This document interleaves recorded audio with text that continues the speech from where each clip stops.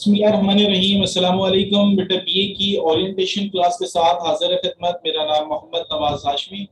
अच्छा जी, आज के हमारे सेशन का मकसद आपको बीए के हवाले से कुछ बेसिक जो क्वेश्चंस आपके होते हैं उनका आंसर करना है, और इसके अलावा आपको बीए के सब्जेक्ट्स के बारे में मुख्तसर सी मालूमात फराहम करना है। तो कुछ चीजें तो ऐसी होंगी जो मैं आपको खुद बता दूंगा, और कुछ चीजें ऐसी होंगी जो आपसे बाद में क्वेश्चंस करेंगे। अच्छा भाई, हमारा ये जो सेशन था वो पार्ट 1 पार्ट 2 का दोनों का अलग अलग था, लेकिन कुछ टेक्निकल इश्यूज की वजह से 6 बजे शुरू होना था, लेकिन नहीं हो सका, क्योंकि एज यू नो बहुत सारे टेक्निकल इश्यूज आते हैं। जिस सिटी में हम रहते हैं वहाँ पे लोड शेडिंग का इशू, इंटरनेट के इशू बहुत सारे हैं। तो हम किसी तरह सरवाइव कर रहे हैं इन सारी चीजों से, और कोविड की वजह से हमें मजबूरी हो गई, हम ऑनलाइन हमें शिफ्ट होना पड़ा। कॉलेजेस में क्लासेस नहीं होती थी, तो ये इस मजबूरी के तहत ऑनलाइन पे शिफ्ट हुए।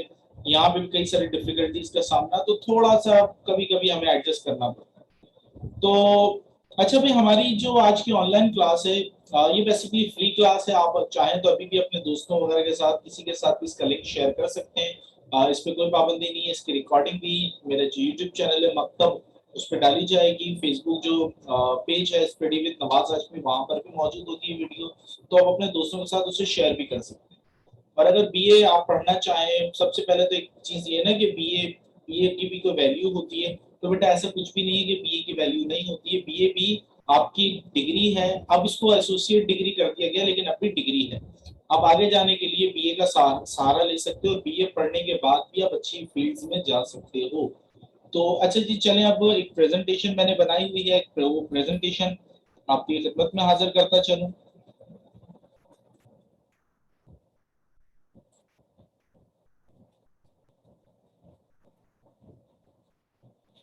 जी बेटा, इस वक्त प्रेजेंटेशन आपके सामने मौजूद है। इस प्रेजेंटेशन के थ्रू मैं आपको जो टॉपिक्स आपके हैं उन टॉपिक्स के बारे में भी बताऊंगा। कुछ बेसिक क्वेश्चंस, उन क्वेश्चंस पे भी बात करेंगे। सबसे पहले तो ओरिएंटेशन क्लास है हमारी बीए की। इसके बाद व्हाट इज बीए, क्या अभी बीए होता है, क्योंकि कई सारे बच्चे तो ऐसे हैं जो इस कश्मकश में हैं कि बीए अब होता भी है या नहीं होता। तो बेटा पहले तो मैं आपके सवाल का जवाब देता चलूं, बीए है क्या। बीए एक डिग्री होती है जो कि आप इंटर के बाद शुरू करते हो, यानी आपकी 13 और 14 क्लास जो है उसको हम बीए कहते हैं। बीए के इक्विवेलेंट जो हमारे पास डिग्री है वो बीकॉम है और बीएससी है। बीए बीएससी और बीए दोनों में पास कह रहा हूँ। अच्छा, इसमें एक होता है पास, एक होता है ऑनर्स। पास 2 साल की डिग्री होती है, ये आप प्राइवेट भी कर सकते हो, ये आप कॉलेज के थ्रू भी कर सकते हो। इसको बीए पास कहते हैं, बीए डबल एस। तो इसको बीए पास कहते हैं। एक होता है बीए ऑनर्स, HONORS, ऑनर्स एजाजी जिसको हम कहते हैं। तो बीए ऑनर्स जो होता है वो डिग्री 3 साल की होती है, और वो ना प्राइवेट हो सकती है ना कॉलेज के थ्रू हो सकती है। वो यूनिवर्सिटी के अंदर पढ़ के सेमेस्टर एग्जाम्स देकर होती है। अच्छा, ये जो बीए ऑनर्स होता है ये आपका 3 साल का होता है, यानी 2 साल का तो सिंपल बीए जैसा ही होता है। 1 साल आप इजाफी बीए करते हो, उसको ऑनर्स कहते हैं। उससे फायदा ये होता है, उसके बाद आपका जो मास्टर्स होता है वो 1 साल का हो जाता है, यानी कुल मिला के ये भी अगेन 4 साल की ही डिग्री बनती है। आपके एमए की डिग्री 4 साल की ही बनती है। आप बीए पास 2 साल के करो, फिर 2 साल का एमए करो, तो वो भी डिग्री आपकी 4 साल की ही बनती है। लेकिन ये यूनिवर्सिटी से सेमेस्टर सिस्टम्स में होता है। वो आप प्राइवेट भी कर सकते हो और वो आप कॉलेज के थ्रू भी कर सकते हो। तो अब पिछले साल से आपको पता होगा कि एसोसिएट डिग्री वाला एक मामला है। अब ये एसोसिएट डिग्री वाला मामला क्या है, अक्सर बच्चे तो ये परेशान है कि सर बीए 4 साल का हो गया। नहीं बेटा, बीए 4 साल का नहीं हुआ। दूसरा सवाल, सर ये ग्रेजुएशन, हमारी ग्रेजुएशन नहीं हुई क्या। बीए के बच्चे पूछ रहे सर हमारी ग्रेजुएशन नहीं हुई क्या। बेटा दूसरे सवाल का जवाब, बीए ग्रेजुएशन होती ही नहीं थी कभी। बीए बैचलर्स होता था। अगर आपको ये लगता है, आप ये समझते हो कि आपका 2 साल का ग्रेजुएशन था, तो बेटा आपको गलत फहमी है। ग्रेजुएशन हमेशा से 4 साल का था और 4 साल का ही रहेगा। ग्रेजुएशन कभी भी 2 साल का नहीं हुआ। बीए 4 साल का, बीए जो था 2 साल का आपका, वो आपकी बैचलर्स डिग्री होती थी, लेकिन अब उसकी वर्थ कम कर दी। तो अब क्या करना पड़ेगा अपने आप को बैचलर्स करवाने के लिए या ग्रेजुएशन करवाने के लिए, बेटा आपको बीए के बाद 2 साल और पढ़ना पड़ेगा। तब आपकी बैचलर्स की डिग्री भी कंप्लीट काउंट होगी, और आपकी जो ग्रेजुएशन की डिग्री है वो भी कंप्लीट काउंट होगी। अब अगर आप सिर्फ बीए करते हो तो सर इसके बाद क्या फायदा है। बेटा इसके बाद फायदा ये है कि जिस तरह जो जॉब्स पहले बैचलर्स पे आती थी ना, जैसे जिस पे लिखा होता था बीए चाहिए हमें, तो अब वो बीए की जगह एडीए यानी एसोसिएट डिग्री मांगेंगे। एडीए यानी associate degree in arts, ABC associate degree in commerce, और ABS associate degree in science. तो ये एसोसिएट डिग्री प्रोग्राम है। तो अब जहां पे पहले आपसे बीकॉम मांगते थे वहां पे एसोसिएट डिग्री मांगेंगे, जहां बीए मांगते थे एसोसिएट डिग्री मांगेंगे, तो फायदा तो है ना। इंटर से तो कम से कम आप आगे बढ़े, 2 साल मजीद पढ़ के आपका बैचलर्स भी कंप्लीट हो सकता है और आपका एमए जो है आप वो भी कंप्लीट कर सकते हो। तो इन 2 सवालों का तो मैंने जवाब दे दिया कि बीए मौजूद है अभी, लेकिन बीए का नाम चेंज हुआ है। अच्छा, ये जो एसोसिएट डिग्री है बेटा, इसके कोर्स में कोई फर्क नहीं आया अब तक, इसके कोर्स में कोई फर्क नहीं आया। इसका कोर्स जो बीए का कोर्स था सेम वही, पेपर पैटर्न तमाम तर चीजें सेम वही है, सिर्फ नाम चेंज हुआ। तो पहले सवाल का जवाब मैंने दे दिया, व्हाट इज बीए, और इसके साथ क्या था, क्या अभी बीए होता है। तो इन 2 सवालों का मैं जवाब दे चुका हूँ। अच्छा जी, एक अपडेट और ये देता चलूं, कॉलेजेस में इसके एडमिशन्स की एक डेट गुजर चुकी है, दूसरी डेट 20 तारीख तक की दी है। 20 अक्टूबर तक कॉलेजेस में आप एडमिशन करवा सकते हो। अगर आप में से कोई पार्ट 1 के पेपर दे चुका है, पार्ट 2 में भी बेटा कॉलेज में एडमिशन होता है, ये कुछ कॉलेज की फॉर्मेलिटीज होती है, तो उसको कॉलेज में एडमिशन करवाना होगा। यूनिवर्सिटी में दूसरी बार एडमिशन नहीं होगा, आपका एक बार एग्जाम, आपके एक बार रजिस्ट्रेशन एनरोलमेंट हो चुकी है, अब आपका 5 सालों तक आपको यूनिवर्सिटी में अगेन एडमिशन लेने की नीड नहीं है। लेकिन कॉलेज में आपको हर साल एडमिशन लेना पड़ता है, उनकी फॉर्मेलिटी होती है, कुछ चार्जेस होते हैं ईयरली, वो आपको पे करने पड़ते हैं। तो ये पहले सवाल का जवाब है।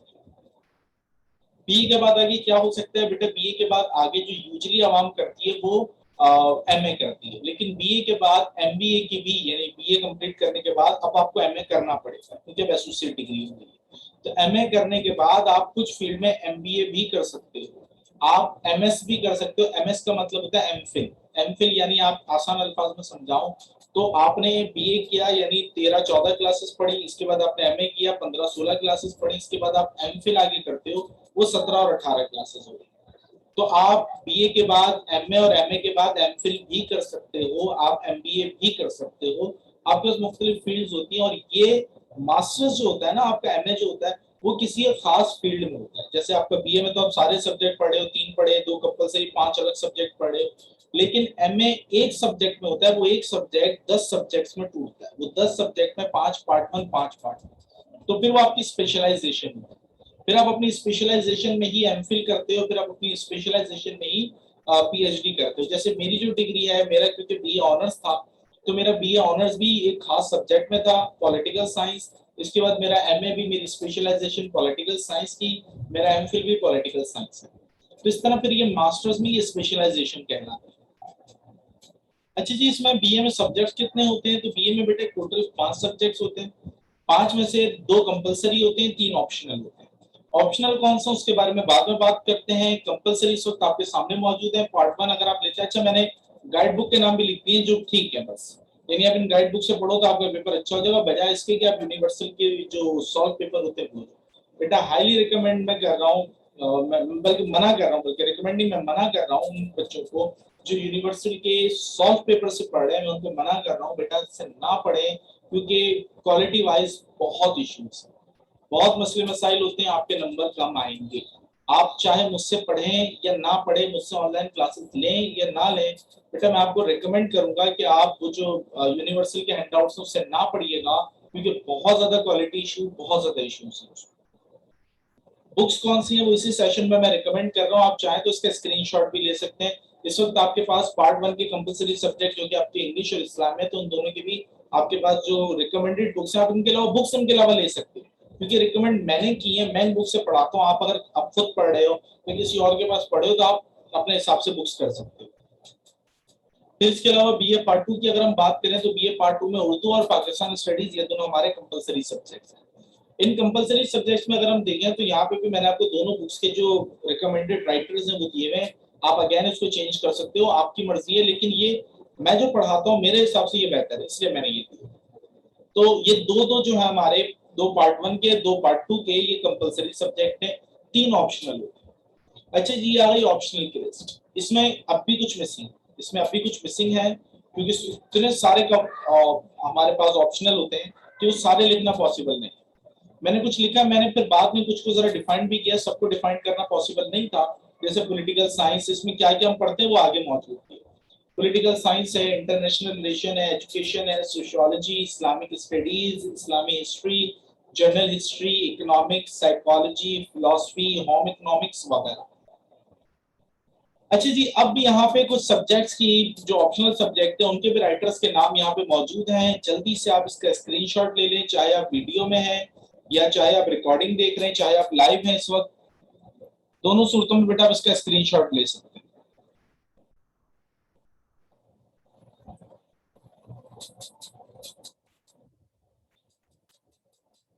अगर इनके हवाले से फिर भी कोई प्रॉब्लम हो तो फिर आप उससे पूछ भी सकते हैं।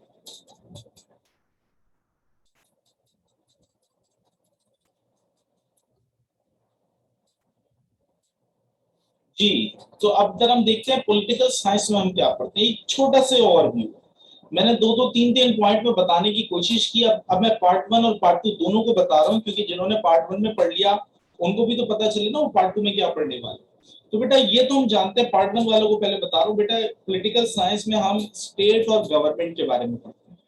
हम ये देखते हैं स्टेट और गवर्नमेंट के। अच्छा वैसे ये स्लाइड जो है सिर्फ पार्ट वन के लिए, क्योंकि पार्ट टू का अलग से करना था, लेकिन क्योंकि मुझे अर्जेंटली कंबाइन करना पड़ा है तो इसी में मैं पार्ट टू वालों को भी बता दूंगा और वो अंडरस्टूड कर जाएंगे, क्योंकि जिन्होंने मुझसे पढ़ा है मैंने उनका माइंड ऑलरेडी बनाया हुआ था कि पार्ट टू में हमने किस तरह की चीजें पढ़ी।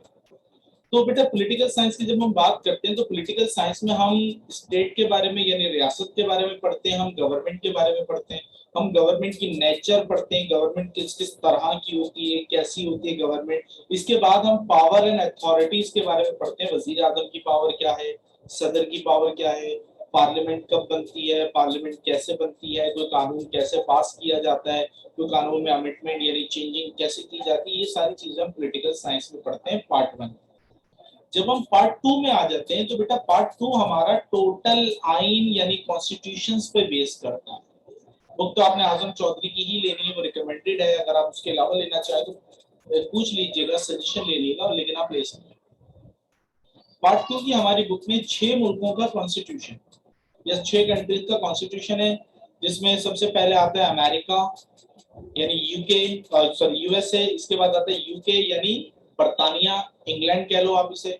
इसके बाद हमारे पास आता है चाइना, इसके बाद आता है हमारे पास टर्की, इसके बाद हमारे पास आता है स्विट्जरलैंड, और उसके बाद हमारे पास आता है पाकिस्तान। लेकिन आपने इतना खौफजदा नहीं होना बेटा, हमारी कुछ ट्रिक्स होती हैं, कुछ टेक्निक्स होती हैं, तो इसमें मैं आपको 3-4 मुल्कों से ज्यादा की कॉन्स्टिट्यूशन पढ़ाने ही नहीं वाला। और उसमें भी 3-4 मुल्कों के कॉन्स्टिट्यूशन में भी हमने अमेरिका और बरतानिया को डिटेल में पढ़ना है, बाकी जो है उनमें मुझे पता है क्या क्या आते हैं, तो वो जरा से हमारी आसानी हो जाती है। लास्ट टाइम आप लोगों ने जो गेस्ट पेपर मेरे यूज किए तो उससे आपको ये आइडिया तो हो ही चुका होगा कि ये सारी चीजें जो आपको बताई जाती हैं वो कोई अनप्रोफेशनली नहीं होती, वो बाकायदा प्रोफेशनली वो सारी चीजें एनालाइज की जाती है, उसके बाद आप लोगों को चीजें बताई जाती हैं। तो ये हमारा पॉलिटिकल साइंस हो गया पार्ट वन और पार्ट टू। अच्छा जी, आईआर की जब हम बात करें तो आईआर में हम दूसरे मुल्कों के साथ जो डीलिंग्स होती है, दूसरे मुल्कों के साथ जो रिलेशंस होते हैं, क्योंकि देखिए एक बात याद रखना है, दुनिया में कोई भी मुल्क, जैसे कोई इंसान अकेले जिंदगी नहीं गुजार सकता ना, उसे दूसरों की जरूरत होती है। जैसे घर में रहता है तो घर में जाहिर सी बात है बिजली चाहिए, उसे उसे गैस चाहिए, बहुत सारी चीज, उसकी नीड्स बहुत सारी। तो जिस तरह एक इंसान अकेले जिंदगी नहीं गुजार सकता, इसी तरह दुनिया में कोई मुल्क ही अकेले सर्व नहीं कर सकता, अकेले सरवाइव नहीं कर सकता। उसे भी दूसरे ममालिक का होना जरूरी है, उसके लिए भी दूसरे ममालिक का साथ उसे भी चाहिए होता है। लिहाजा उसे भी दूसरे मुल्कों के साथ वैसे ही ताल्लुकात रखने पड़ते हैं जैसे हम अपने पड़ोसियों के साथ, अपने मोहल्लेदारों के साथ, किसी के साथ अच्छे, किसी के साथ बुरे, किसी के साथ दोस्ताना, किसी के साथ करीबी, किसी के साथ दूर से। वो सारी चीजें हम बहुत सारी चीजों पे बेस करके डिसाइड करते हैं किससे अच्छे ताल्लुकात रखने, किससे बुरे। यानी बुरे से मुराद ये कि किसके साथ उठना बैठना है, किसके साथ नहीं। तो एक मुल्क भी ये सारी चीजें डिसाइड करता है, वो कैसे डिसाइड करता है, क्यों डिसाइड करता है, अपने ताल्लुकात, अपने रिलेशंस को कैसे बेहतर बनाते हैं, वो हम आईआर के सब्जेक्ट में पढ़ते हैं। पार्ट वन की जब हम बात करें तो पार्ट वन में हम 1945 यानी सेकंड वर्ल्ड वॉर से पहले के सिनेरियोस पढ़ते हैं। फर्स्ट वर्ल्ड वॉर क्या है, सेकंड वर्ल्ड वॉर क्या है, पावर किस तरह शिफ्ट होती रही, ये सारी चीजें पढ़ते हैं। फिर जब हम सेकंड ईयर में आते हैं यानी पार्ट टू में जब हम आते हैं तो पार्ट टू में हम 1945 के बाद के सिनेरियोस पढ़ते हैं, जिनमें सबसे इंपॉर्टेंट चीज होती है cold war. Cold war America और रशिया के दरमियान ऐसी जंग थी जिसमें अमेरिका और रशिया आपस में लड़े ही नहीं, लेकिन फिर भी जंग। सुन के आपको हैरत हो रही होगी, तो जब ये पढ़ेंगे हम तब आपको पता चलेगा कि ये एक्चुअली चीज क्या है। अच्छा जी, एजुकेशन। एजुकेशन सब्जेक्ट का पर्पस हमें यही बताना है कि भाई एजुकेशन का पर्पस होता क्या है, टीचर स्टूडेंट में क्या रिलेशंस होते हैं, और टीचिंग टेक्निक्स बताना, क्वेश्चन कैसे पूछने हैं वो बताना। जो हमारी ऑडियो विजुअल एड्स होती हैं, समी और बसरी इमदादी अशिया, जैसे इस वक्त आप देख रहे हैं मेरे पास बोर्ड पीछे लगा हुआ है, लैपटॉप के जरिए मैं इस वक्त आपसे मुखातिब हूँ, कैमरा मेरे सामने है, माइक या मेरे कॉलर पे लगा हुआ है, ये सारी चीजें जो है ये इस वक्त हमें स्टडी करने में हेल्प आउट कर रही है, ये समी और बसरी इमदादी अशिया में काउंट होती है। तो इनकी इंपॉर्टेंस क्या होती है, इनकी अहमियत क्या होती है, ये सारी चीजें हम एजुकेशन के सब्जेक्ट में देखते हैं पार्ट 1 में। जब हम पार्ट 2 में आते हैं तो पार्ट 2 में हमारे पास जो सिनेरियो है वो ये होता है कि हमने ये देखना है एजुकेशन की फिलोसफिकल बेसिस क्या है, फलसफी बुनियादें क्या हैं, एजुकेशन की साइकोलॉजिकल यानी नफ्सियाती बुनियादें क्या हैं, बच्चे को समझाना है सिखाना है तो कैसे समझाऊं, कैसे सिखाऊं, हम साइकोलॉजिकली पॉइंट ऑफ व्यू से देखते हैं। इसके बाद हम ये देखते हैं कि माशरे में, जो सोसाइटी में रह रहे हैं, वहां पे एजुकेशन का क्या काम है, क्या रोल है, क्या किरदार है, हम ये देख रहे होते हैं। हम इसके बाद ये देख रहे होते हैं कि तालीमी जो मरहला है, तालीमी जो एक जो सीक्वेंस चला वो कैसे चला, किस तरह से चला, हम एजुकेशन पार्ट 1 और पार्ट 2 में ये देखते हैं। सोशियोलॉजी, अच्छा सोशियोलॉजी में हम सोसाइटी को स्टडी करते हैं, सोसाइटी में जो चेंजिंग्स आ रही होती हैं, सोसाइटी में जो फिलोसफर्स ने जो चीजें बताई, जो चीजें सोसाइटी में उन्होंने उनकी जो ऑब्जर्वेशंस हैं, हम इसे देख रहे होते हैं पार्ट 1। पार्ट 1 में हमारे पास सोशियोलॉजी जो है वो थ्योरेटिकल यानी हम उसके बारे में जो थ्योरीज आई हुई है उन थ्योरीज को स्टडी करते हैं, और उन थ्योरीज को देखते हैं वो थ्योरीज किस हद तक एप्लीकेबल हैं, किस हद तक हो सकती हैं, किस हद तक नहीं हो सकती, ये सारी चीजें हम थ्योरेटिकल में देखते हैं। अच्छा, जब हम पार्ट 2 में आते हैं तो वहां पे जो हमारी सोशियोलॉजी है वो अप्लाइड सोशियोलॉजी, वहां हम अपने रियल लाइफ को देख रहे होते हैं, भाई तलाक के मामला क्या होते हैं, शादी के मामला क्या होते हैं, अच्छा लाइफ पार्टनर को कैसे सिलेक्ट किया जाए, बीमारियां होती हैं, हाइजेनिक का मसला क्या होता है, ये सारी चीजें, यानी वो तमाम दर चीजें जो सोसाइटी से लिंक कर रही हैं, सोसाइटी से ताल्लुक रखे हुए हैं, सोसाइटी से वास्ता पैदा किए हुए हैं, हम उन सारी चीजों के बारे में सब्जेक्ट यानी सोशियोलॉजी, अच्छा इसको उर्दू में उमरानियात कहते हैं। मैं सब्जेक्ट इंग्लिश में भी उर्दू में भी नाम बता दूं जरा, पॉलिटिकल साइंस को सियासियात कहते हैं, इंटरनेशनल रिलेशन को ताल्लुकात आमा कहते हैं, एजुकेशन को तालीम कहते हैं, सोशियोलॉजी को उमरानियात कहते हैं। अच्छा, जब हम आ गए इस्लामिक स्टडीज पे, यहाँ पे हम कुरान के बारे में और सुन्नह के बारे में बात करते हैं, क्योंकि पार्ट 1 के लिए था तो मैंने पहले मेंशन किया। तो यहाँ पे हम कुरान सुन्नह के बारे में बात करते हैं। पार्ट 1 में हम सूरह निसा का मुताला करते हैं, जिसकी तकरीबन 170 से ज्यादा आयात मौजूद, जिसमें तलाक के मामला पे, विरसे के मामला पे और बहुत सारे ऐसे इंपॉर्टेंट मामला पे जो बाहैसियत मुसलमान हमें मालूम होना जरूरी है। इसमें ये भी हम देखते हैं फिकह के मामला क्या है, फिकह क्या है, तफसीर क्या होती है, तफसीर तर्जुमे में फर्क क्या होता है, कुछ बुनियादी चीजें हम इसमें देख रहे होते हैं, फिकह क्या होता है, तफसीर क्या होती है। इसके बाद सूरह निसा है। फिर जब हम पार्ट 2 में आते हैं तो पार्ट 2 में, क्योंकि हम पार्ट 1 में कुरान को पढ़ चुके हैं, कुरान के बाद सबसे इंपॉर्टेंट चीज हदीस नबी सल्लल्लाहु अलैहि वसल्लम है, तो फिर यहाँ पे पार्ट 2 में हम हदीस नबी सल्लल्लाहु अलैहि वसल्लम के बारे में पढ़ते हैं। हदीस नबी सल्लल्लाहु अलैहि वसल्लम, हुज्जत हदीस, हदीस की जरूरत क्यों पेश आई, हदीस किसे कहते हैं, सुन्नत किसे कहते हैं, ये सारी चीजों का हम मुतालिया करते हैं। अच्छा जी, इसके बाद हमारे पास इस्लामिक हिस्ट्री। इस्लामिक हिस्ट्री में हम 1400 सालों से ये जो पूरी हिस्ट्री चली आ रही है, इसमें हम मुख्तलिफ एराज के बारे में, मुख्तलिफ जमानों के बारे में पढ़ते हैं। जैसे अगर हम पार्ट 1 की बात करें, पार्ट 1 में हमारे पास सबसे पहले ऐद नबी सल्लल्लाहु अलैहि वसल्लम आता है। सबसे पहले हम स्टार्ट करते हैं अरब को अरब कहते क्यों है, उसको अरब कहलाने का रीजन क्या है, फिर अरब के हालात कैसे थे, देन रसूलुल्लाह सल्लल्लाहु अलैहि वसल्लम की आमद होती है, आपकी आमद के बाद क्या चेंजिंग्स आई, हम वो पढ़ते हैं ऐद नबी सल्लल्लाहु अलैहि वसल्लम। फिर उसके बाद हमारा दूसरा पोर्शन स्टार्ट होता है जो कि खिलाफत राशिदा के बारे में है। खिलाफत राशिदा माने हजरत अबू बकर सिद्दीक, हजरत उमर फारूक, हजरत उस्मान गनी और हजरत अली करम। हम देखते हैं कि चारों खुलफा राशिदीन ने किस तरह से अपने दौर में किन मुश्किलात का सामना किया, किन चैलेंजेस का सामना किया, किस तरह से उन्होंने सिस्टम्स को बनाया, किस तरह से सिस्टम्स को वो लेके चले। जैसे हजरत अली ने दारुल हुकूमत को कूफा मुंतकिल किया तो क्यों किया, हजरत उमर का जो फौजी निज़ाम था वो कैसा था, हजरत उमर का माली निज़ाम कैसा था, हजरत उस्मान की शहादत क्यों हुई, उसके पीछे के रीजंस क्या हैं, हजरत अबू बकर को जो मुखालिफिन ज़कात का जो सामना करना पड़ा, वो कैसे किया, हजरत अबू बकर ने जो नबूवत के दावेदार मुस्लिमा कज़्ज़ाब वगैरह थे उनकी सरकोबी कैसे की। इसके बाद फिर हमारे पास तीसरा जो है वो खिलाफत राशिदा के फौरन बाद जो उम्वी खिलाफत या उम्वी हुकूमत जो वजूद में आई उसके बारे में हम पढ़ते हैं कि उसके बारे में कौन कौन सा खलीफा आया। उसके बाद हम देखते हैं कि वो खिलाफत उमैया खत्म हुई, खिलाफत अब्बासिया आई, उसमें कौन कौन सा खलीफा है, लेकिन हम यहाँ पे बहुत शॉर्टली देखते हैं। जब हम पार्ट 2 में आते हैं तो पार्ट 2 में हमारे पास इस्लामिक स्टडीज 3 हिस्सों में डिवाइड होता है। एक होता है इस्लामिक हिस्ट्री मिडल ईस्ट, एक होता है इस्लामिक हिस्ट्री उस्मानी तुर्क, एक होता है इस्लामिक हिस्ट्री स्पेन जिसको अंदलुस भी कहते हैं। बेटा आपको इन तीनों में से किसी एक को सिलेक्ट करना है, तीनों को नहीं पढ़ना आपने, तीनों में से किसी भी एक को सिलेक्ट करना होगा, उस एक का ही पेपर आपने देना। इसके बाद बेटा जर्नल हिस्ट्री, जर्नल हिस्ट्री में भी हम स्टार्ट में जर्नल हिस्ट्री में वही सारी चीजें पढ़ रहे होते हैं जो हम इस्लाम में पढ़ रहे थे। यहाँ पे हम बेसिकली यूरोप के बारे में ये और एशिया के बारे में ज्यादा पढ़ते हैं। यूरोप में कौन से मुल्क में कौन से बादशाह आए, किस तरह की उन्होंने हुकूमत की, ये सारी चीजें पढ़ रहे होते हैं। फिर जब हम इसमें भी पार्ट 2 में आते हैं तो पार्ट 2 में हमारे पास एक यूरोपियन का हिस्सा आ जाता है, एक एशिया का हिस्सा आ जाता है। हमने इन दोनों में से किसी एक को पढ़ना, दोनों को नहीं पढ़ना, किसी एक को पढ़ना। अच्छा जी, इसके बाद आ गए हम इकोनॉमिक्स पे।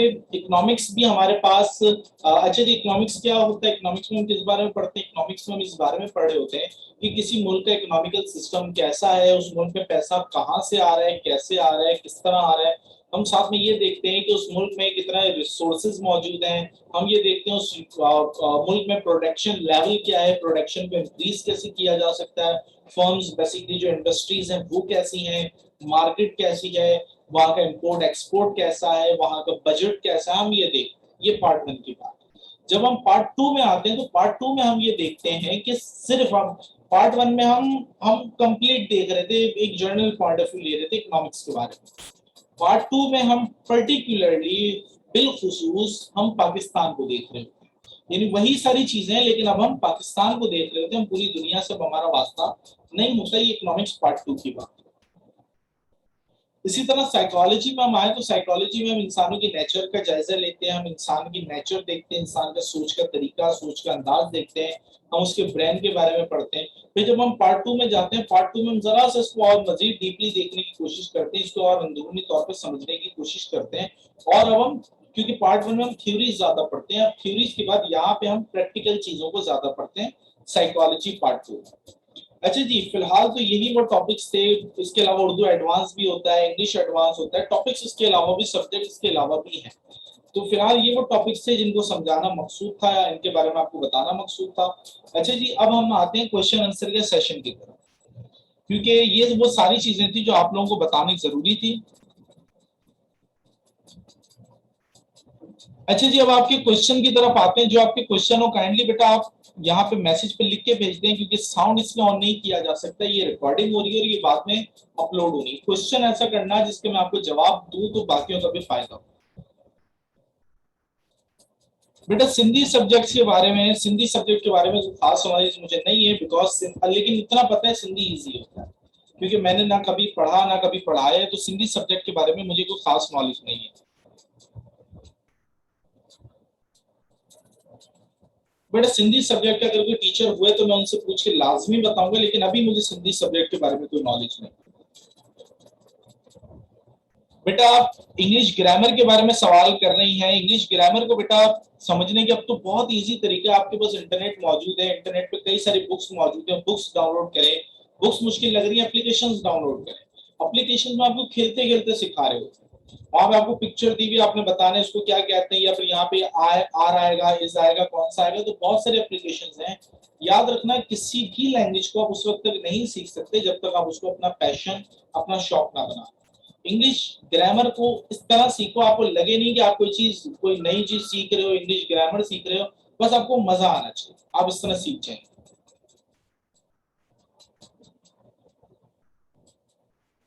बेटा एसोसिएट डिग्री प्रोग्राम में कॉलेज डेली जाना होता है। बेटा वैसे तो यस कहते हैं डेली जाना होता है, लेकिन एज यू नो कॉलेज में टीचर्स किसी कॉलेज में आते हैं, किसी में तो बहुत रेगुलर भी होते हैं, किसी में नहीं आते हैं, तो इट्स अप टू यू। आप जाओ ना जाओ, जाओ मैं रिकमेंड करूंगा जाओ आप। लेकिन अगर नहीं जा सकते, जॉब का इशू है, कुछ भी है, तो वो हो सकता है आपको एग्जामिनेशन फॉर्म में या एडमिट कार्ड में थोड़ा सा इशू करें, लेकिन चल जाता है मामला।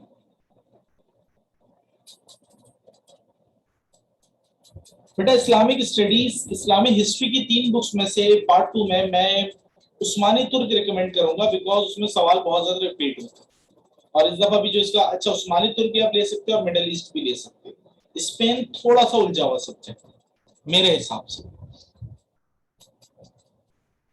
सिविक्स सब्जेक्ट आपका, सिविक्स बहुत तक आपका इस्लामी सोशियोलॉजी जैसा ही, बस सिविक्स में हम शहर के बारे में पर्टिकुलरली पढ़ते हैं, सिटी के बारे में पढ़ते हैं, जबकि हम सोशियोलॉजी में शहर से रिलेटेड भी तमाम तर चीजों के बारे में पढ़ते हैं। यानी यूं समझें कि सोशियोलॉजी सब्जेक्ट में जब हम सिटी के बारे में पढ़ेंगे तो वो सिविक्स ही है, तो बहुत हद तक मिलता जुलता।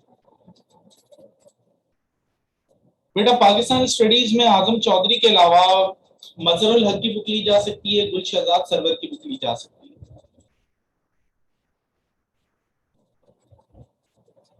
बेटा कौन से सब्जेक्ट इंग्लिश और कौन से उर्दू में लेने चाहिए, ये बेटा मैं नहीं बता सकता, बिकॉज आपको ये पता होगा आपकी स्ट्रेंथ किस सब्जेक्ट किस मीडियम में ज्यादा। एक रिकमेंडेशन दे रहा हूँ, आपने अगर कोई सब्जेक्ट पहले पढ़ा हुआ है, जैसे पाकिस्तान स्टडीज, अब इंग्लिश में लें या उर्दू में लें सर, ये कैसे डिसाइड करें, तो आप ये देखो आपने पहले किसमें पढ़ा हुआ है, क्योंकि आपको टर्मिनोलॉजी उसमें याद होगी, तो उसमें लेना ज्यादा बेहतर होगा। या फिर सेकंड चीज, आप पहले क्लासेस लें। बेटा मैं आप लोगों को, आप तमाम तमाम जो जितने बच्चे देख रहे हैं लाइव हैं या उसके बाद में, बेटा वन वीक की फ्री क्लासेस ऑफर कर रहा हूँ। एक वीक फ्री क्लासेस आप लें, आप देखें कौन से मीडियम में आपको समझ आते हैं, क्योंकि लेक्चर जो होगा वो यूजुअली इसी तरह जिस तरह बात कर रहे हैं उसी तरह होगा। टर्मिनोलॉजीज जो होती है वो इंग्लिश में बयान की जाती है, लेकिन वो सारी चीजें ओवरऑल जो आपको समझाया जाता है ना, क्योंकि हम बुक से रीडिंग तो कर नहीं रहे, चीजें समझा रहे हैं, एक्सप्लेन कर रहे हैं, एक्सप्लेन अपनी जबान में होती है। बुक से रीडिंग, आप इंग्लिश की रीडिंग है तो रीडिंग तो आप इंग्लिश में ही करोगे, लेकिन जब मैं उसको डिफाइन करूंगा तो आपकी वो जबान में करूंगा जिसमें आप ज्यादा कंफर्टेबल हो। तो हम लेक्चर इसी में करते हैं, लेकिन आपको टर्मिनोलॉजीज वगैरह ये सारी चीजें समझ आने लगेंगी, तो एक वीक मैं आप लोगों को फ्री क्लासेस ऑफर करूंगा, आप लें। अच्छा, लेकिन उसके लिए मैं रिकॉर्डेड वाले बच्चों से भी, लाइव वाले बच्चों से भी कह रहा हूँ, बेटा आप लोग आप अपना नाम, अपना जो आपका पार्ट 1 या पार्ट 2 जो भी आपका है वो अपना ईमेल एड्रेस लिख के भेजो, साथ में मेंशन कर लीजिएगा demo classes for a week, ये साथ में मेंशन कर दीजिएगा, ताकि फिर आप लोगों को डेमो क्लासेस में अलाउ किया जाए, डेमो क्लासेस के ग्रुप में डाला जाए, क्योंकि आपके पास डेमो क्लासेस का रोजाना अलग अलग लिंक आएगा। तो क्लासेस का लिंक आने के लिए जरूरी है कि आपका नंबर, आपकी रजिस्ट्रेशन मेरे पास हो, तो आपको free classes free of cost, आपको उसके बाद समझ आए तो आप क्लासेस ज्वाइन करें, नहीं आए तो ना कीजिएगा, लेकिन ये मेरी तरफ से तोहफा होगा आपके।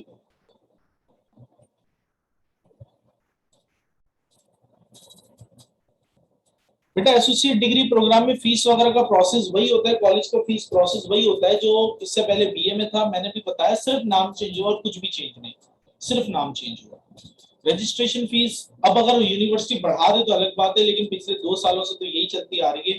Registration 4,500, examination 4,850।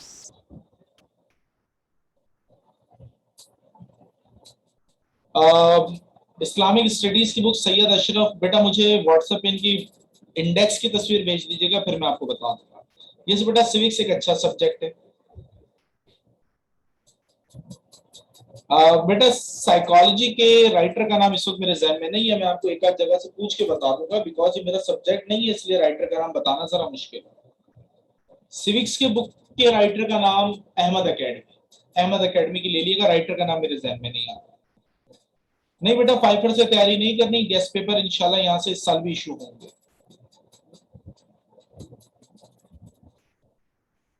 बेटा इंग्लिश में स्टोरी वगैरह तो ठीक है, लेकिन ग्रामर पे आप अलग से तवज्जो दें, आप किसी के आसरे पे ना बैठेंगे, कॉलेज में प्रोफेसर आएंगे तो वो समझाएंगे, इस पे डिपेंडेंट ना हो, आप खुद अपनी इंग्लिश की तैयारी करें। बेटा गूगल भरा पड़ा, सर्च तो करके देखें आप, भरा पड़ा है, यूट्यूब पे वीडियोस भरी पड़ी हैं, टीचर्स के लेक्चर्स मौजूद हैं, उनको उठाएं देखें, आप सीरीज वाइज उसको फॉलो करें, इंशाल्लाह आप इम्प्रूव करेंगे।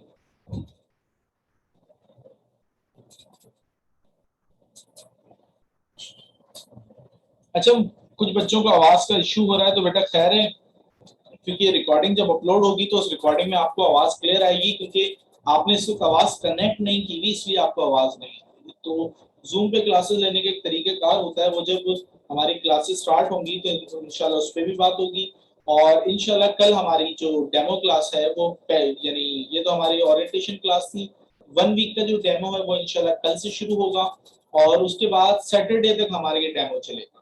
उसके बाद नेक्स्ट मंडे से हमारी प्रॉपर क्लासेस शुरू होंगी।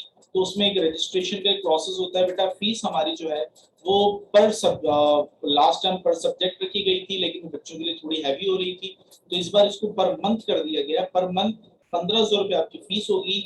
उस 1500 रुपये में आपके तमाम सब्जेक्ट्स डील होंगे, यानी यूं समझ लें कि आपको पर मंथ एक सब्जेक्ट के 300 रुपीज देने। बेटा अगर आप कोचिंग्स वगैरह में जाते हैं वहां पे आपकी फीस 4000, 4500, 3000 है।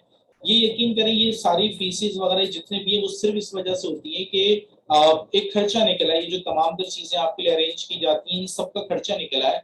वरना बेटा मैं जो फिजिकली पढ़ाता हूँ वहाँ पे मेरी भी फीस ऑफकोर्स ज्यादा होती है।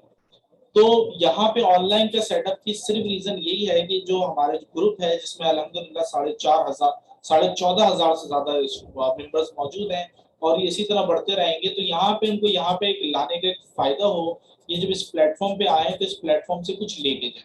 तो बेटा 1500 रुपये फीस बहुत मामूली सी फीस होती है और उसमें भी अगर कोई नीडी स्टूडेंट है और वाकई अगर नीडी है तो राब्ता कर ले, उसमें भी देख लेंगे। तो ऐसा कोई इशू नहीं है। इसके अलावा गेस्ट पेपर भी दिए जाएंगे, हैंडआउट भी, कुछ चीजों के हैंडआउट्स भी होते हैं, कुछ के तो ऑलरेडी आपके बुक है तो उसके नीड नहीं होगी, कुछ चीजों के हैंडआउट होते हैं। लास्ट टाइम भी दिए थे, इंशाल्लाह इस टाइम भी होगा। क्लास की टाइमिंग हमारी 9 बजे के बाद की होगी, यानी रात 9 के बाद हमारी क्लास होगी ताकि जितने जॉब वाले हैं वो भी देख सकें। लेकिन अगर किसी का इशू है, लाइट का इशू है या जल्दी सोना होता है या जो भी कोई भी इशू, तो बेटा हर लेक्चर जो यहाँ पर होगा वो रिकॉर्ड भी होगा और रिकॉर्ड होने के बाद वो ड्राइव पर अपलोड होकर आपको वो मिल भी जाएगा। यानी जितने भी लेक्चर्स हैं वो ड्राइव पर अपलोड होंगे, आपके पास लिंक होगा, आपके ईमेल एड्रेस पे उसको एक्सेस दिया हुआ होगा। आप अपने ईमेल एड्रेस के थ्रू अपने गूगल ड्राइव पे जाकर अपलोड करें, ओपन करें उसे।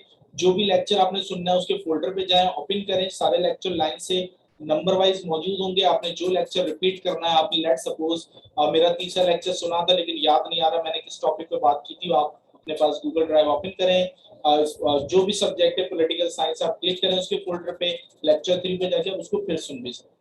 और ये सारी चीजें पेपर तक आपके पास रहेंगी, बल्कि जो लास्ट टाइम जिन बच्चों ने पेपर दिया उसके लेक्चर का एक्सेस अब तक उन बच्चों के पास है। उनमें से अगर वो चाहते हैं तो वापस रिपीट करके सुन भी सकते हैं। अब वो एक्सेस हटाया जाएगा क्योंकि ऑफकोर्स थोड़ा सा मेरे पास स्पेस का इशू होता है, तो इसलिए वो अब एक्सेस हटाया जाएगा, उनके लेक्चर्स हटाए जाएंगे और अब जिस तरह लेक्चर आपके होते जाएंगे वो अपलोड करते जाएंगे, कर देंगे। अच्छा जी, जो नंबर है मेरा वो इसके साथ वीडियो के साथ भी मौजूद है, व्हाट्सएप नंबर। आप अपनी रजिस्ट्रेशन जो है वो व्हाट्सएप नंबर पे बता सकते हैं। मैं व्हाट्सएप नंबर रिपीट भी कर देता हूँ, आप उसको अपने पास नोट डाउन भी कर लें। बेटा पेपर कितने मंथ बाद होंगे इसका भी फिलहाल कोई आइडिया नहीं, इसके बारे में कुछ नहीं कह सकते। बेटा गेस्ट पेपर वेरी सून आएंगे, अभी अभी तक तो मैं नहीं कह सकता कि कब तक होंगे, कब पेपर कब तक होने, ये तो अब तक मैं नहीं कह सकता। लेकिन आसान अल्फाज में यूं समझ लें कि अप्रैल तक एक्सपेक्टेड है, उम्मीद है कि अप्रैल तक हो जाए जी। तो बेटा नंबर मैं बता देता हूँ 0324296261, बल्कि मैं लिख भी देता हूँ पीछे बोर्ड पे।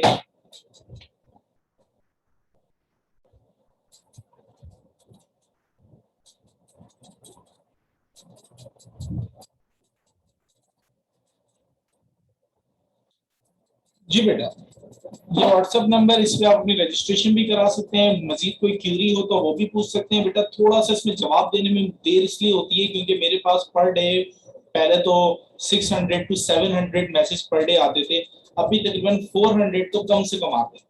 तो अपनी क्लासेस और बहुत सारी चीजों के दरमियान उन मैसेज का जवाब देने में थोड़ी सी देर होती है। अभी भी तकरीबन कोई 50 के करीब मैसेज ऐसे होंगे जिनके भी मुझे जवाब देने, तो इसलिए थोड़ी सी देर होती है। मैं उम्मीद करता हूँ कि आपको मजा आया होगा। जिन चीजों के बारे में प्रॉब्लम थी उन चीजों के बारे में आपकी प्रॉब्लम सॉल्व हुई होगी। अच्छा जी, इसके अलावा भी अगर आपने कुछ पूछना हो, कोई प्रॉब्लम हो, किसी चीज में कंफ्यूजन हो तो आप उसके बारे में भी पूछ सकते हैं जी। तो बेटा जिन्होंने बाद में ज्वाइन किया था, लेट ज्वाइन किया था, तो इसकी रिकॉर्डिंग अपलोड होगी, वो इसकी रिकॉर्डिंग देख सकते हैं। दुआ में याद रखिएगा बेटा। अल्लाह हाफिज।